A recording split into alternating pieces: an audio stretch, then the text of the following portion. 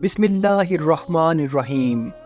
ناظرین محترم، مدینہ حرم شریف مسجد نبوی میں ایک ایسی کھڑکی موجود ہے جو 1400 سال گزر جانے کے بعد بھی بند نہیں ہوئی، اور ایک خاص وعدہ جو 1400 سال پہلے حضرت محمد صلی اللہ علیہ وآلہ وسلم کی محبت میں کیا گیا، وہ آج بھی اس کھڑکی کی شکل میں نبھایا جا رہا ہے۔ ناظرین محترم، مسجد نبوی میں موجود یہ کھڑکی کون سی ہے؟ اس کھڑکی کے ساتھ ام المؤمنین اور ان کی رسول اللہ صلی اللہ علیہ وآلہ وسلم سے محبت کا کیا تعلق ہے؟ آج کی ویڈیو میں ہم آپ کو اسی کھڑکی کی ایمان افروز حقیقت سے آگاہ کریں گے، لیکن اس سے پہلے اگر آپ نے ہمارے چینل حقیقت جانوں کو سبسکرائب نہیں کیا تو براہ کرم سبسکرائب ضرور کر لیجئے گا، اور ساتھ ہی ساتھ بیل کے نشان کو بھی دبا دیجئے تاکہ ایسے ہی حقیقت سے بھری ویڈیوز کا نوٹیفیکیشن آپ کو ملتا رہے۔ ناظرین محترم، اگر آپ مواجہ شریف کے سامنے رسول اللہ صلی اللہ علیہ وآلہ وسلم کو سلام کرنے کے لیے بصد احترام کھڑے ہوں اور آپ اپنے پیچھے نظر ڈالیں تو آپ کو ایک بڑی کھڑکی نظر آئے گی۔ یہ کھڑکی 1400 سال سے کھلی ہوئی ہے اور قیامت تک کھلی رہے گی، کیونکہ ایک عظیم صحابی نے اپنی بیٹی سے وعدہ کر رکھا ہے کہ یہ کھڑکی کبھی بند نہیں ہوگی، لہٰذا 1400 سال گزر جانے کے بعد بھی یہ آج تک کھلی ہوئی ہے۔ اور ناظرین محترم، یہ اب تک کا سب سے بڑا اور طویل وعدہ ہے جس کو 1400 سال گزر جانے کے بعد بھی نبھایا جا رہا ہے۔ ناظرین گرامی، 17 ہجری میں جب حضرت عمر فاروق رضی اللہ تعالیٰ عنہ کی خلافت آئی اور اسلام اپنی پوری آب و تاب کے ساتھ پھیلنا شروع ہوا اور اسلامی فتوحات کا آغاز ہوا، اور اسی وجہ سے مسلمانوں کی تعداد میں کافی اضافہ ہونا شروع ہو گیا، اور مسلمان جوگ در جوگ رسول اللہ حضرت محمد صلی اللہ علیہ وآلہ وسلم کی خدمت اقدس میں حاضری کے لیے آنے لگے، جس کی وجہ سے مسجد نبوی میں جگہ کم پڑنے لگی، اور اس ضرورت کو دیکھتے ہوئے خلیفہ دوم حضرت عمر بن خطاب رضی اللہ تعالیٰ عنہ نے مسجد نبوی کی توسیع کا حکم دیا۔ لیکن اس توسیع کے فیصلے میں حضرت عمر فاروق کو ایک بہت بڑی مشکل درپیش ہو گئی، وہ یہ کہ ام المؤمنین سیدہ حفصہ بنت عمر رضی اللہ تعالیٰ عنہا کا حجرہ مبارک جنوبی جانب اس جگہ واقع تھا جہاں آج مسلمان رسول اللہ صلی اللہ علیہ وآلہ وسلم پر صلاۃ و سلام کے لیے کھڑے ہوتے ہیں، اور یہ حجرہ جنوب کی جانب اکیلا تھا اور اس کی طرف مسجد نبوی کی توسیع مقصود تھی، تو اس لیے سیدہ حفصہ بنت عمر بن خطاب رضی اللہ تعالیٰ عنہا کے حجرے مبارک کو ہٹانا ضروری تھا۔ مشکل یہ درپیش آ گئی کہ سیدہ حفصہ رضی اللہ تعالیٰ عنہا کو اپنا حجرہ مبارک خالی کرنے پر کیسے آمادہ کیا جائے، جس مبارک حجرے میں ان کے شوہر آقائے نامدار رسول اللہ حضرت محمد صلی اللہ علیہ وآلہ وسلم سویا کرتے تھے۔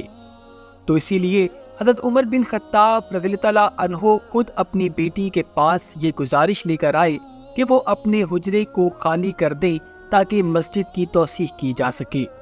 خلیفہ وقت حضرت عمر بن خطاب رضی اللہ تعالیٰ عنہ، جو کیسر و کسریٰ کے فاتح تھے، اپنی بیٹی کے پاس گزارش اس لیے لے کر آئے کہ وہ ان کی بیٹی تو تھی ہی، لیکن سب سے بڑھ کر وہ رسول اللہ صلی اللہ علیہ وآلہ وسلم کی زوجہ محترمہ بھی تھی،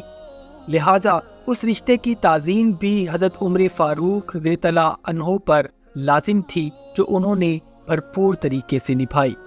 لیکن جب حضرت عمر فاروق رضی اللہ عنہ نے سیدہ حفصہ رضی اللہ عنہا سے حجرے کو خالی کر دینے کا ذکر کیا تو سیدہ حفصہ رضی اللہ عنہا پھوٹ پھوٹ کر رونے لگیں اور حجرے کو خالی کرنے سے انکار کر دیا، اور ان کا پھوٹ پھوٹ کر رونا جائز بھی تھا، کیونکہ آقائے دو جہاں رسول اللہ صلی اللہ علیہ وآلہ وسلم ان کے حجرے کی دیوار کی دوسری جانب مدفون تھے۔ حضرت عمر فاروق رضی اللہ عنہ حضرت حفصہ رضی اللہ عنہا کی حالت دیکھ کر واپس لوٹ گئے، اور 2 دن کے بعد دوبارہ وہی بات لے کر سیدہ کے پاس آئے، لیکن سیدہ حفصہ رضی اللہ عنہا پھر سے رونے لگی، اور اس بار بھی انہوں نے حجرہ خالی کرنے سے صاف انکار کر دیا۔ اس کے بعد دیگر اصحاب بھی سیدہ حفصہ رضی اللہ عنہا کو منانے کے لیے کوشاں ہوئے، لیکن ہر بار سیدہ حفصہ رضی اللہ عنہا انکار کر دیتی، کیونکہ جس حجرے میں وہ رہ رہی تھی اس کی ایک دیوار کے پیچھے رسول اللہ صلی اللہ علیہ وآلہ وسلم کا روضہ تھا، اور وہ رسول اللہ صلی اللہ علیہ وآلہ وسلم سے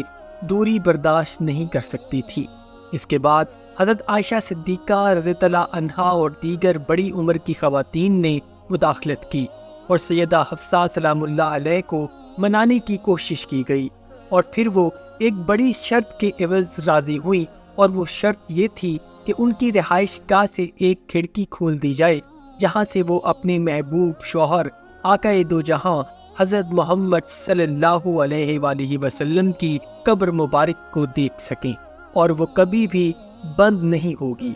لہٰذا خلیفہ وقت حضرت عمر بن خطاب رضی اللہ عنہ نے اماں حفصہ رضی اللہ عنہا کی یہ شرط مان لی، اور ان سے کیا گیا وعدہ پورا کر دیا گیا، اور یہ وعدہ 1400 سال گزر جانے کے بعد بھی قائم ہے، اور یہ کھڑکی آج بھی ویسے ہی کھلی ہے، اور اس کھلی کھڑکی کو دیگر ناموں سے بھی پکارا جاتا ہے، جیسا کہ خوخہ حفصہ، خوخہ عمر، اور اس کو امام سیوطی اور ابن کثیر نے بھی ذکر کیا ہے۔ ناظرین محترم، آج تک جو بھی شخص مسجد نبوی کا متولی بنا ہے اس نے اس کھڑکی کی دیکھ بھال کی ہے، اور آج تک حضرت عمر فاروق رضی اللہ عنہ کا وعدہ پورا کیا جا رہا ہے جو انہوں نے اپنی بیٹی اور ام المؤمنین سیدہ حفصہ رضی اللہ عنہا سے کیا تھا۔ سیدہ حفصہ رضی اللہ عنہا رسول اللہ صلی اللہ علیہ وآلہ وسلم کی چوتھی بیوی تھی، اور انتہائی پرہیزگار اور عبادت گزار تھی۔ اماں خدیجہ رضی اللہ عنہا، اماں سعودہ رضی اللہ عنہا، اماں عائشہ رضی اللہ عنہا کے بعد رسول اللہ صلی اللہ علیہ وآلہ وسلم نے سیدہ اماں حفصہ رضی اللہ عنہا سے نکاح کیا۔ ناظرین محترم، سیدہ حفصہ رضی اللہ عنہا بہت ہی بلند ہمت اور سخاوت سیار خاتون تھیں، اور ان کو حضرت محمد صلی اللہ علیہ وآلہ وسلم سے بے پناہ محبت تھی، اور اپنی رحلت سے پہلے انہوں نے یہ وصیت فرمائی تھی کہ میرے بعد میرا تمام مال صدقہ کر دیا جائے۔ فہم و فراست، حاضر جوابی اور قوت فیصلہ میں انہوں نے اپنے والد بزرگوار کا مزاج پایا تھا،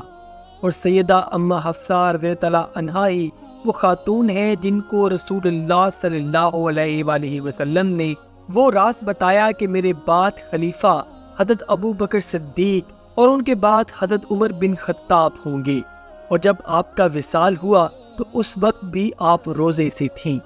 اللہ سبحانہ و تعالی ہمیں نیک عمل کرنے کی توفیق عطا فرمائے۔ وما علینا الا البلاغ المبین۔